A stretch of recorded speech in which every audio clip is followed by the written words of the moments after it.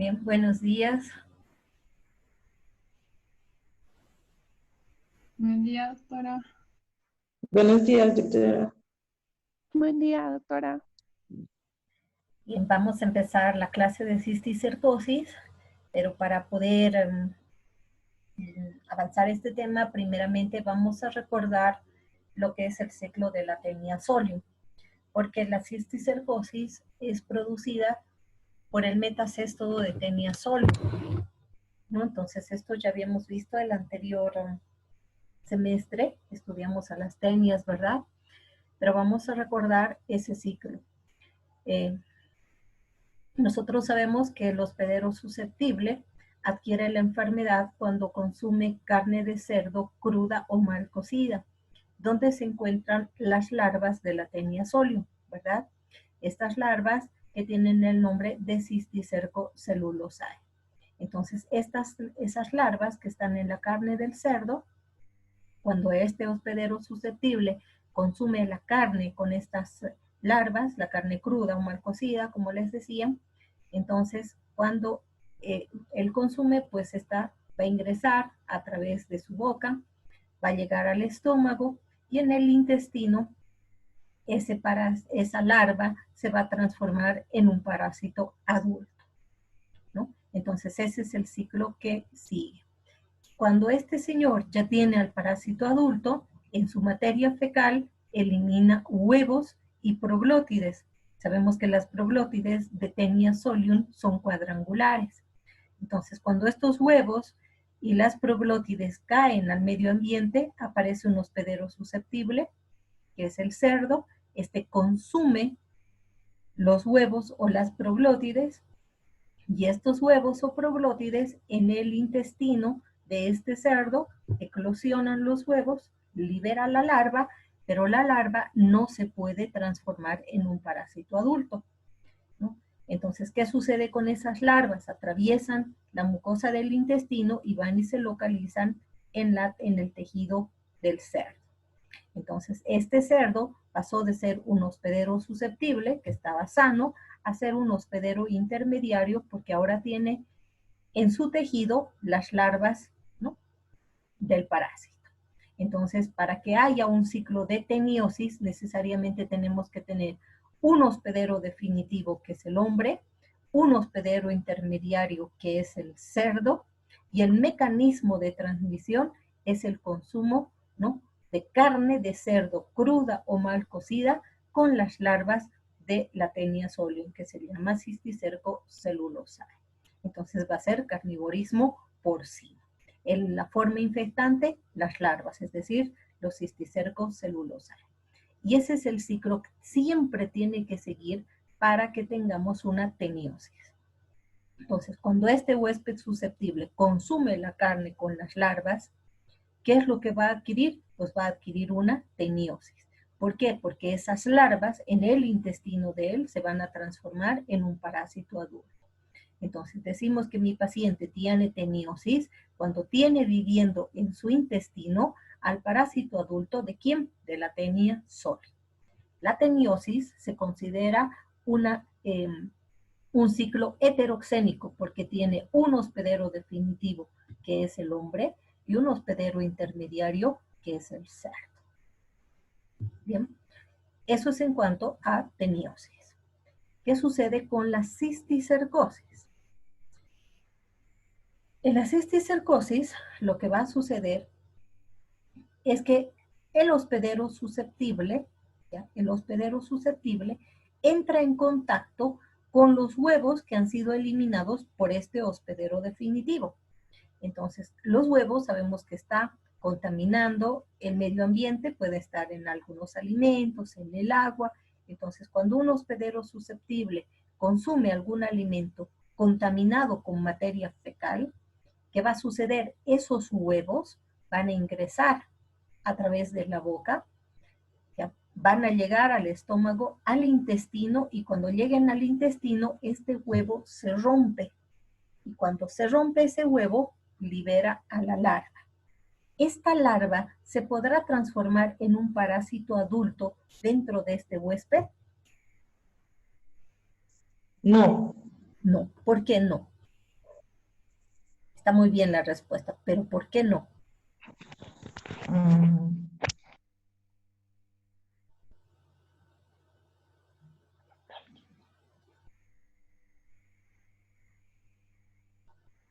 ¿Por qué no, chicos? Aquí tenemos al ciclo de la tenia.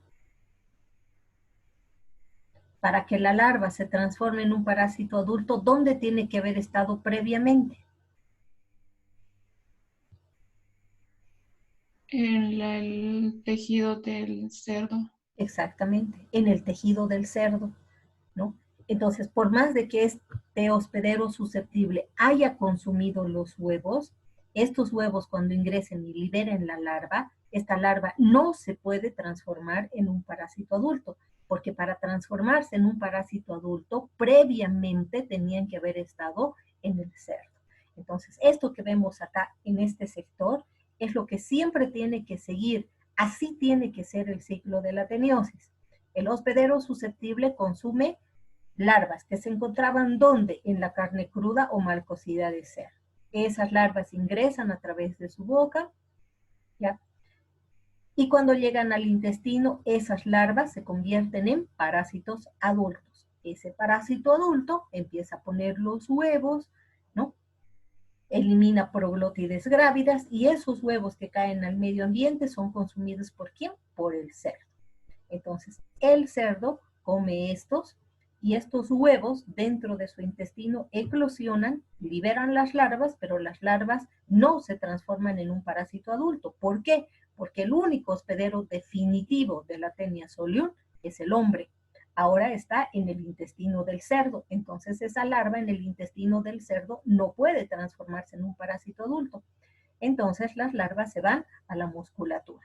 Y cuando un hospedero susceptible consume la carne de este cerdo que tiene en su tejido a las larvas, entonces adquiere la teniosis.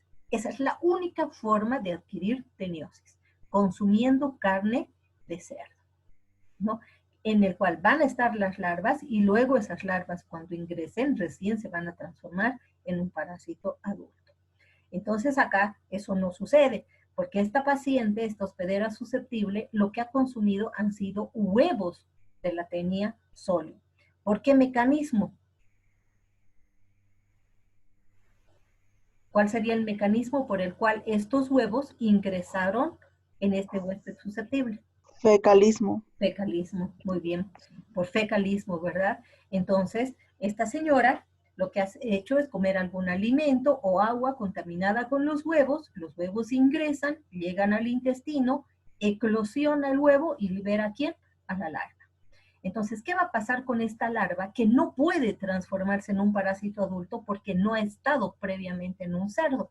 Sucede que esta larva atraviesa la pared del intestino y migra a través de la sangre y se puede ir al tejido, igual que en el cerdo, se puede ir a los ojos o se puede ir al cerebro.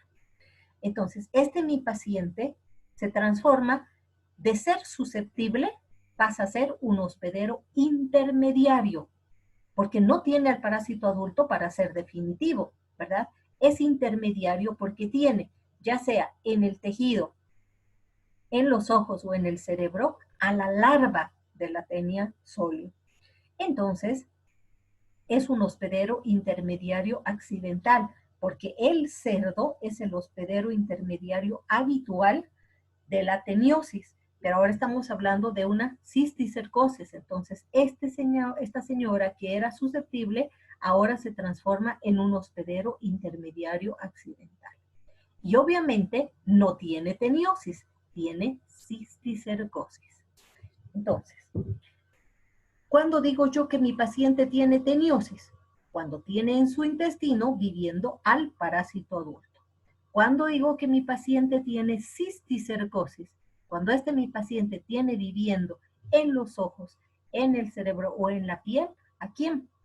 A la larva. Entonces, cuando la larva está en el huésped, mi paciente tiene cisticercosis. Cuando el parásito adulto está dentro de mi paciente, tiene teniosis. ¿Han comprendido la diferencia? Sí. ¿Sí? Sí, ¿Todos? Sí, doctora. Muy bien.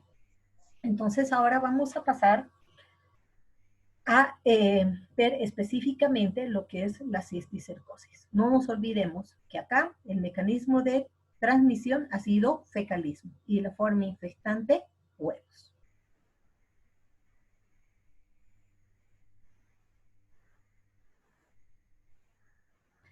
Entonces, ¿qué es la cisticercosis? Es una enfermedad producida por los cisticercos en el hombre. ¿Qué es cisticerco? El cisticerco celulosae. Les dije que la larva de la Taenia solium recibe ese nombre, ¿verdad? De cisticerco celulosae. Pero se llama así cisticerco celulosae cuando se encuentra en el tejido del cerdo. Cuando ese cisticerco, cuando esa larva está en el hombre, entonces decimos que es un metacéstodo de Taenia solium. Estamos hablando de la misma larva, solo que la larva cuando está en el cerdo, ¿qué es? Es un cisticerco celulosae. En cambio, cuando está en el hombre, ya es un metacéstodo de Taenia solium. Entonces, el hombre adquiere la cisticercosis cuando ingiere, les decía, los huevos de la Taenia solium, ¿no? Que gracias a las enzimas y sales biliares que se encuentran a nivel del tubo digestivo, permiten que este huevo eclosione y libere la larva. Solo que esa larva liberada, ¿ya? Que es el cisticerco celulosae, ¿qué le sucede?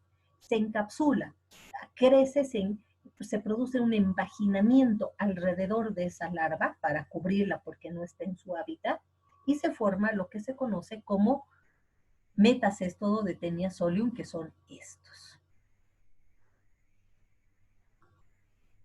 Entonces, el huevo de Taenia solium, ingerido ya sea por el cerdo o por el hombre, una vez que llega al intestino, lo que va a liberar de la oncósfera es el embrión hexacanto, o sea, libera la oncósfera o embrión hexacanto, que viene siendo la larvita, el cual, gracias a sus ganchos, se interna en la mucosa intestinal, penetra los vasos mesentéricos y se disemina a todos los órganos. Por eso les decía que se podía localizar en tejidos, se podía localizar en los ojos o en el cerebro.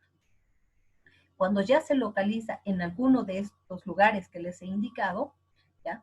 La oncósfera sufre ese proceso de vesiculización que les decía, ¿no? Entonces, en un periodo de 2 a 3 meses se forma el cisticerco, que ahora se va a llamar metacéstodo de Taenia solium, que es vesicular y está lleno de líquido. Entonces, esta parte que es oscura de acá no es otra cosa que la futura cabeza de la Taenia. Si nosotros recordamos, la cabeza o el escólex de la Taenia solium era piriforme, tenía 4 ventosas acetabulares, ¿verdad? Un rostelo con una corona de ganchos. Ustedes han visto las figuras y también han visto ese busto que tengo de yeso, ¿se acuerdan? Que se veían claramente las 4 ventosas y la coronita de ganchos. ¿Recuerdan que les mostré? Cuando vimos Taenias. ¿Recuerdan o no recuerdan? Se han olvidado. Sí, doctora. ¿No ven? Les mostré el escólex de la Taenia saginata y el escólex de la Taenia solium, ¿verdad? Y la diferencia de la solium es que era piriforme y tenía un rostelo con unos ganchitos alrededor, ¿verdad? Entonces, es eso lo que está acá, en esta parte densa. Es el escólex de la Taenia, pero que está protegido, ¿no? Con este líquido. Entonces, más o menos a esta altura, hay una pequeña abertura que es por donde se ha producido la vesiculización, ¿ya? Entonces, es como si nosotros tendríamos, por decirles, un granito de arroz y alrededor se forma, o sea, encierra a ese arroz una capa para protegerla, para que no le pase nada a ese escólex. Y esto que ya se forma, que vemos así, ¿ya? Con la vesiculización de este escólex, es lo que se conoce como metacéstodo de Taenia solium. Y viene siendo la larva que se va a localizar, como les decía, en el tejido, en los ojos o en el cerebro. Entonces acá tenemos el metacéstodo, ¿no? Puede tener una forma esférica, como vemos acá, pueden ser más ovaladas o así alargaditas, hay de diferentes tamaños. Mide más o menos entre 0,5 a 1 centímetro y tiene la característica de tener estas paredes translúcidas, como están viendo acá. Esto es translúcido. Y la parte central de acá, ya, este punto denso, no es otra cosa que les decía que el escólex invaginado. Entonces, si nosotros veríamos con un microscopio de alta resolución, ¿qué es lo que veríamos? A ese escólex con las 4 ventosas y las 2 filas de ganchos. Eso está acá. ¿Ya? Y así es como podemos observar. Este vendría siendo la forma quística. Hay una forma racemosa en la que se encuentran unidos formando como un olejo de uva, ¿no?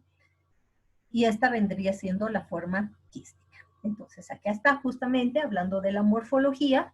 Los cisticercos que se localizan en el cerebro del hombre pueden presentar diferentes formas y la más frecuente es la forma quística o vesicular, que es la que les explicaba hace un momento.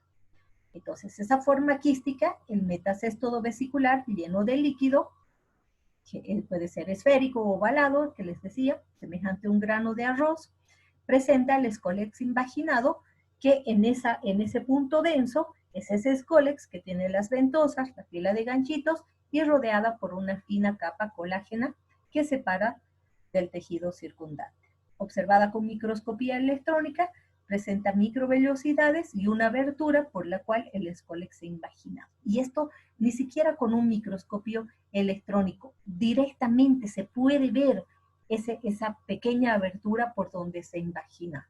Cuando volvamos a la universidad les voy a mostrar, porque tengo metacéstodos, van a ver ustedes cómo son bastante pequeñitos y cuando los observamos es como si lo hubiéramos pinchado en una partecita, le hubiéramos hecho un pequeño orificio y esa es la abertura por la cual se ha producido el invaginamiento. Entonces ustedes van a poder comparar cómo se ve al cisticerco celulosae que hemos obtenido del tejido del cerdo, que se llama así cisticerco celulosae, y comparar con un metacéstodo de Taenia solium, que lo que ha producido es la invaginación alrededor del escólex, y por eso recibe el nombre de metacesto. Entonces son distintos, uno es solamente como un granito de arroz, en cambio el otro es como si hubiéramos... conocen ustedes la granada, ¿verdad? La granada, la granadilla. Entonces, la parte densa, donde está la pepita, vemos un color más oscuro y alrededor es como si tendría solamente agüita, ¿verdad? Es así como se observa estos metacéstodos. Entonces, como si fuera la pepa, el escólex invaginado y el resto que está cubriendo, ¿no? Que viene siendo esa capita que protege al metacesto.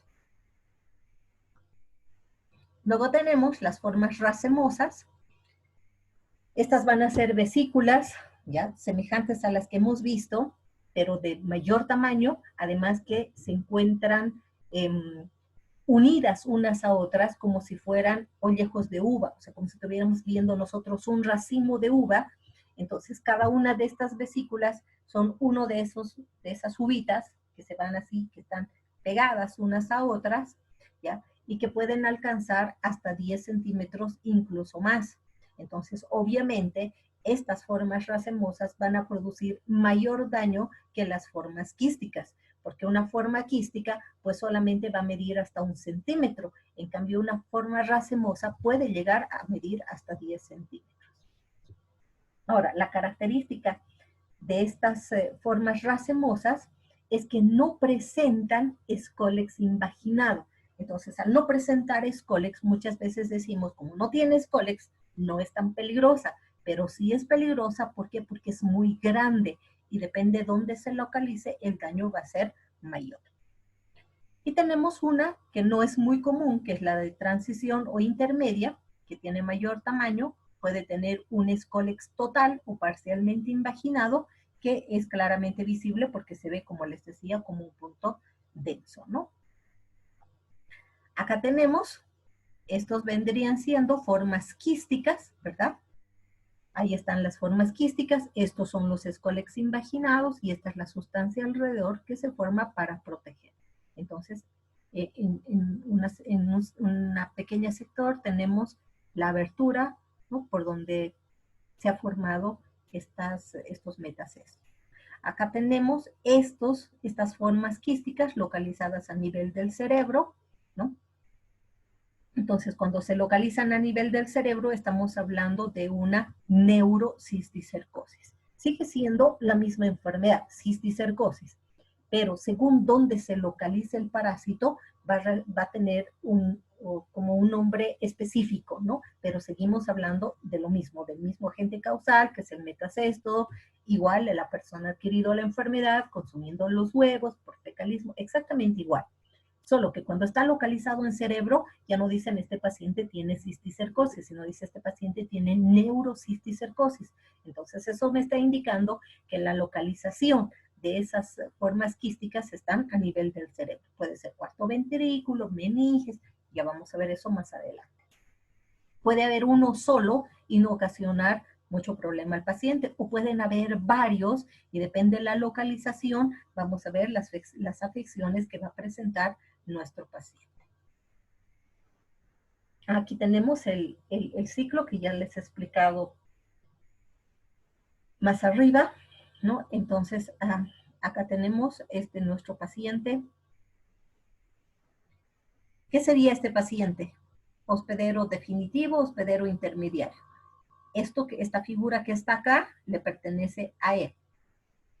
¿Qué sería? Hospedero, ¿qué tipo de hospedero es?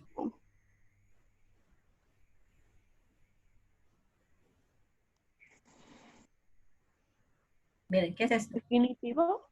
Definitivo. ¿Qué es esto? Parásito adulto.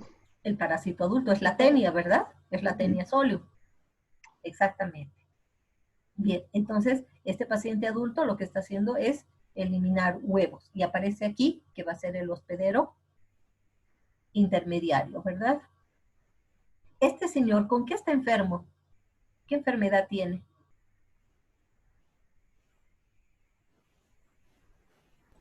Teniosis. Teniosis, muy bien, Yuri, tiene teniosis, ¿no? Entonces, miren, este señor resulta que había sido un cocinero. Entonces, este cocinero, después de defecar bajo el arbolito, ¿no?, leyendo su periódico ahí, ¿qué hace? Va a trabajar. Resulta que no se lavó las manos. Entonces, los huevos que eliminan la materia fecal están en las manos de este hospedero, que es un hospedero definitivo, y está manipulando los alimentos, y aquí tenemos un pobre comensal, un hospedero susceptible, que no sabe que este señor no tiene buenos hábitos de higiene. Entonces, ¿qué es lo que está haciendo? Pues está consumiendo los alimentos con los huevos que ha contaminado este señor, y entonces estos huevos van a ingresar a través de la boca, ¿no?, van a eclosionar en el intestino, liberar la larva, y sabemos que la larva se puede ir a los ojos, al tejido o al cerebro, ¿verdad? Entonces, si se van al cerebro, como observamos en este caso, se va a producir una neurocisticercosis. Y esta señora se transforma en un hospedero intermediario accidental. Era susceptible, ahora es hospedero intermediario accidental. Y la enfermedad que tiene es cisticercosis. Entonces, los mecanismos por los cuales el hombre puede adquirir la cisticercosis son varios. El principal es la ingestión de huevos de Taenia solium en alimentos o agua contaminada con las heces humanas. También puede ser, ¿no?, por la ingestión, por las manos de un portador con malos hábitos higiénicos, ¿no? Ese mecanismo va a ser ano, mano, boca, que es el caso de acá, ¿verdad? Este señor, ¿no?, aparte de tener teniosis, también puede tener cisticercosis, porque como no tiene buenos hábitos, entonces en sus manos están los huevos, y estos huevos pueden ingresar a través de su boca mediante un fecalismo que va a ser ciclo ano, mano, boca. Y también por vómitos de un portador de teniasis, que pues en este caso se produce la regurgitación de las proglótides grávidas hacia el estómago e intestino, y se liberan las oncósferas. Entonces puede darse por estos tres casos. Uno, directamente fecalismo por ingestión de huevos de la Taenia solium. Puede ser ano, mano, boca, cuando tenemos un paciente con teniosis que no tiene buenos hábitos de higiene. Y también porque ese paciente con Taenia solium pueda regurgitar las proglótides grávidas, ¿no? Y de ahí se liberan las oncóceras. Acuérdense, ¿por qué las proglótides? Porque las proglótides grávidas están llenas de huevos. Entonces, si se produce la regurgitación y se las traga las proglótides, pues estas van a liberar los huevos y los huevos van a liberar a las larvas. La cisticercosis se produce con mayor frecuencia en adultos jóvenes y principalmente de procedencia rural. Eso no quiere decir que no se vaya a presentar en el área urbana, sino que estos son los más susceptibles, ¿no? Principalmente porque hay muchas personas que en la zona rural tendemos más a criar animalitos, ¿verdad? Entonces de pronto tenemos gallinas, tenemos conejos, cerditos, a veces ovejas, qué sé yo. Entonces es por eso que ellos son más susceptibles a adquirir esta enfermedad. Pero eso no quiere decir, como les decía, que en el área urbana no exista. Influye la deficiente disposición de excretas, ¿no? Que esto lo que va a hacer es contaminar el suelo. Entonces, muy importante, si las personas defecan al aire libre, pues hay una contaminación del medio ambiente y eso hace que aumente la cantidad de pacientes que puedan tener la enfermedad.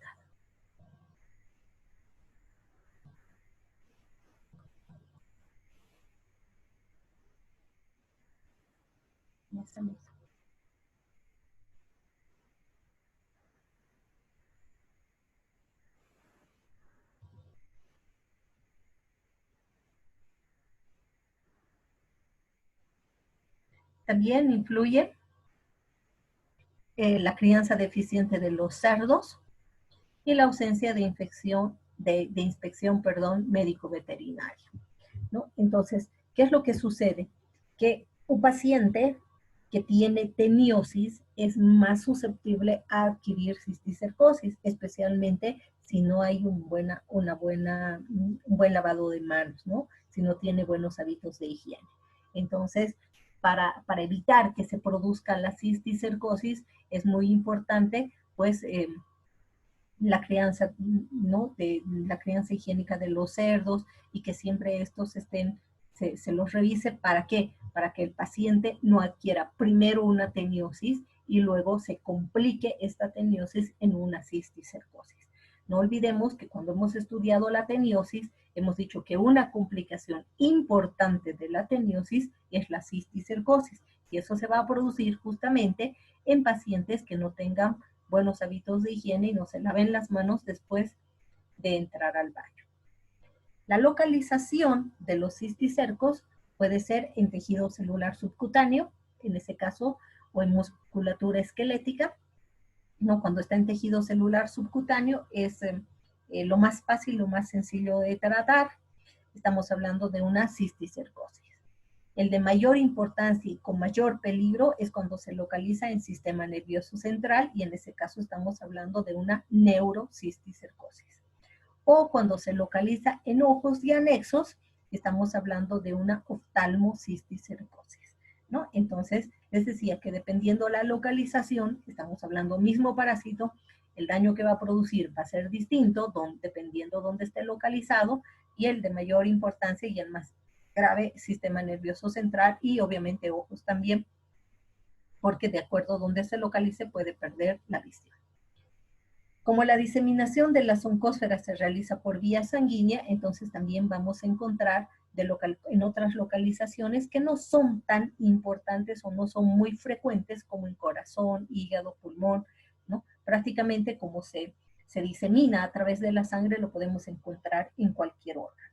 Pero cuando el paciente va a presentar sintomatología, cuando va a ser una enfermedad importante, es cuando se localice o en sistema nervioso central o en los ojos, que es cuando vamos